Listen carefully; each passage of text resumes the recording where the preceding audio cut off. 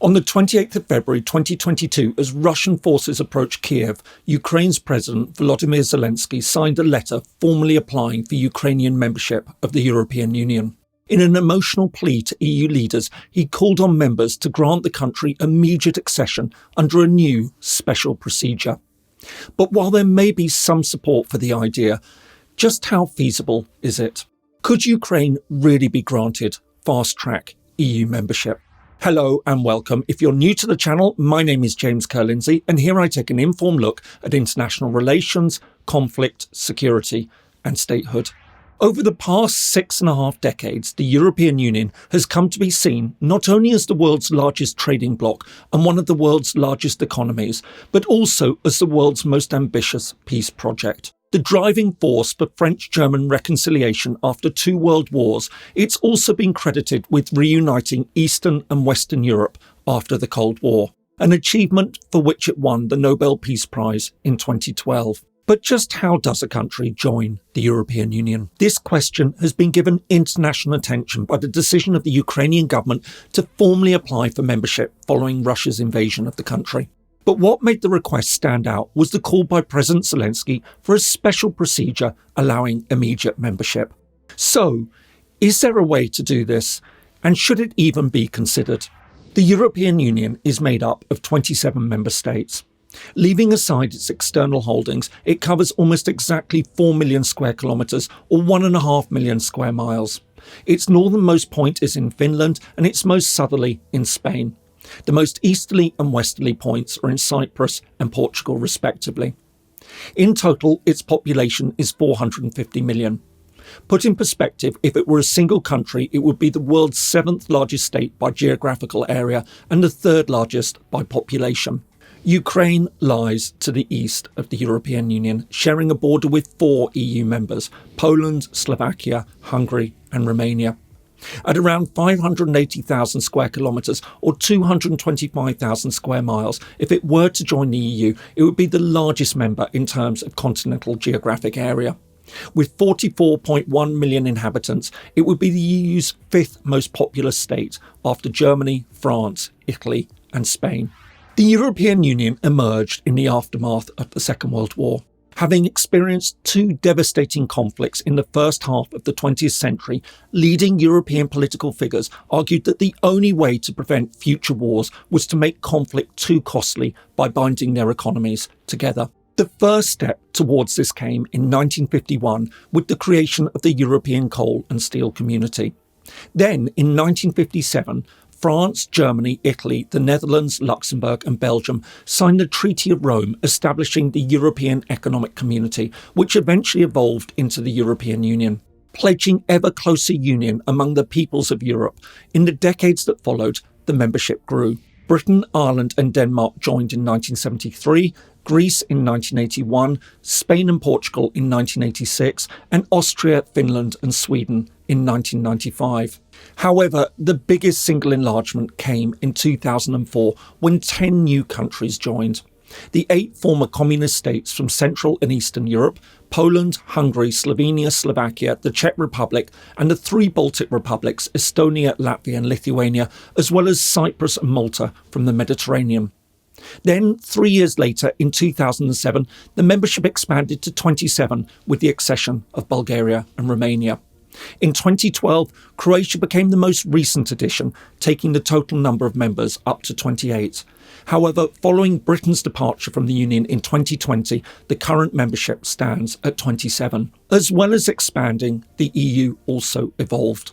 Having started with economic integration, in the years that followed, the areas of cooperation expanded massively. This saw the emergence of a single European currency, the euro, borderless travel, and greater cooperation in the fields of foreign and security policy, as well as justice and home affairs.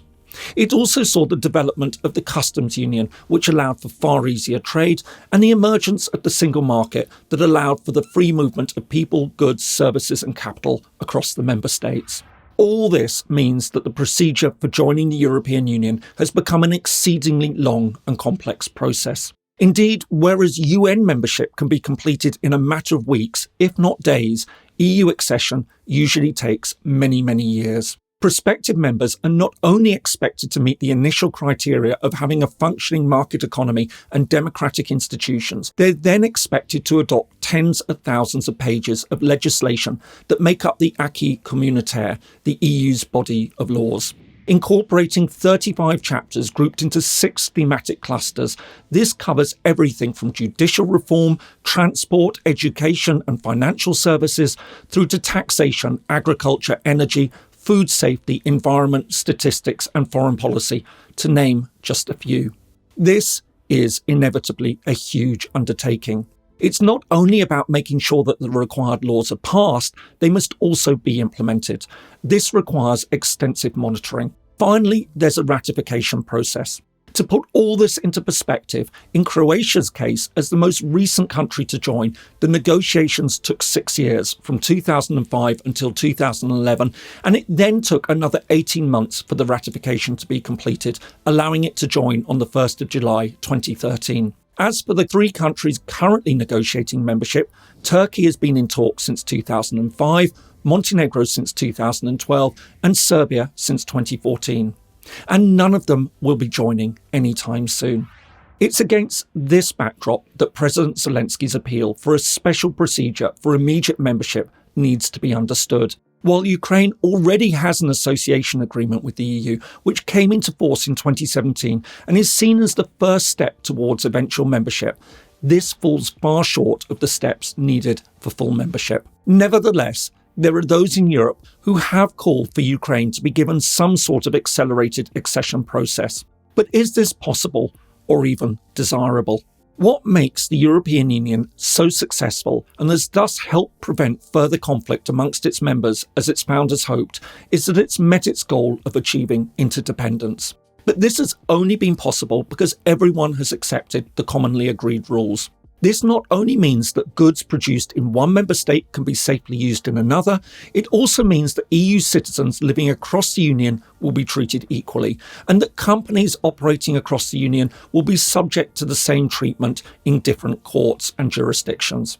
If countries can't or won't play by the rules, the system will inevitably break down.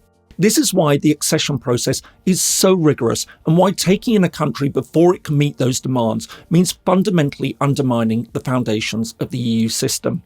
In this sense, there is no special fast-track procedure, nor should there be. Of course, some would argue that special cases have been made in the past.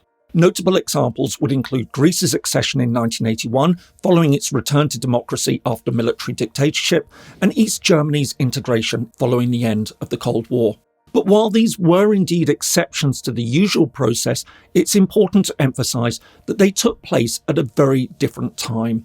The EU was far, far less developed than it is today. Another possible example is Bulgaria and Romania. Despite years of negotiations, neither was up to the rigours of membership when they joined in 2007. However, at the time, it was nevertheless felt important to take them in as part of the unification of Eastern and Western Europe. It's then taken years to bring them up to the required standards, a process that's still not entirely complete. But even in their case, they had met the fundamental conditions for membership. In the case of Ukraine, it's far behind where either Bulgaria or Romania were when they joined. It would be wholly unable to meet any of the complex demands of membership as things stand. Of course, some have argued that this could be managed if the process was turned on its head. Instead of meeting the demands of membership and then joining, countries could join but be kept out of parts of the system until they meet the requirements for full participation. While this could theoretically be an option, it would mark a radical departure from the way that things have been done and a fundamental change in how the EU operates. It would also be extremely complex. It's certainly not something that could be done without real and lengthy consideration. Beyond this, there are also various other important arguments why fast-track membership for Ukraine would be problematic. For a start, it would inevitably lead to calls from the other prospective members from the Western Balkans, Albania, Bosnia-Herzegovina, Kosovo and North Macedonia, to be given the same treatment. And following Ukraine's lead, Georgia has also now submitted its application for membership. They would all also argue that EU membership would help to cement peace and security in their neighbourhoods and that they should also be taken in. In addition, there would also be other problems. Most obviously, it would import a new territorial issue into the European Union. After the accession of the divided island of Cyprus in 2004, the EU has been at pains to avoid such problems in future. A major factor holding up Serbia's accession process has been the ongoing differences over Kosovo. Then there's the problem of what happens if it all goes wrong. The EU has few ways to deal with problematic members once they're in, as we've seen with Poland and Hungary. Whether we like it or not, Ukraine has any number of deeper problems, not least of all endemic corruption and weak institutions. Finally, even if Ukraine were to join tomorrow, what would happen next? There's absolutely no possibility of direct military intervention to help it. Apart from anything else, the EU doesn't have the military capabilities to act. Instead, for the most part, EU members work within NATO, and NATO has made it clear that it won't step in either. While it would certainly carry a lot of symbolism, EU membership for Ukraine would not change anything on the ground. For all these reasons, the European Union has already shied away from endorsing the call for fast-track membership. Despite a direct address from President Zelensky, the European Parliament, while passing a resolution calling for the toughest measures to be taken against Russia and explicitly endorsing Ukraine's possible membership, stopped short of suggesting any sort of accelerated process. Instead, it called for a merit-based procedure.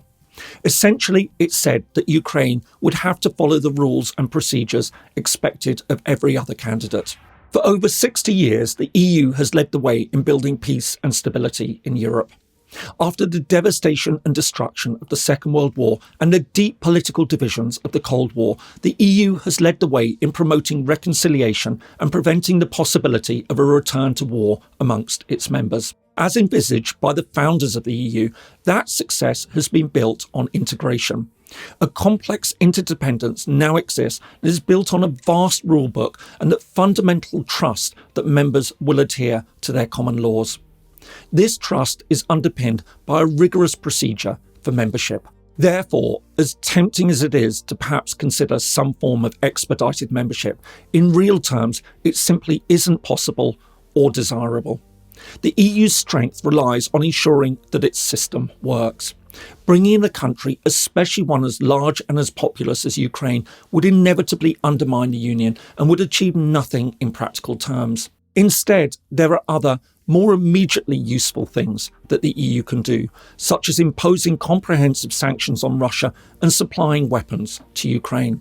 All this said, Ukrainian EU membership is now firmly on the agenda. The problem, of course, is that as the conflict continues, the real question is whether there'll be an independent Ukrainian government or even an independent Ukraine to pursue the chance of membership in future. I hope you found that useful. If so, here are some more videos that you might find interesting. Thanks so much for watching, and see you in the next video.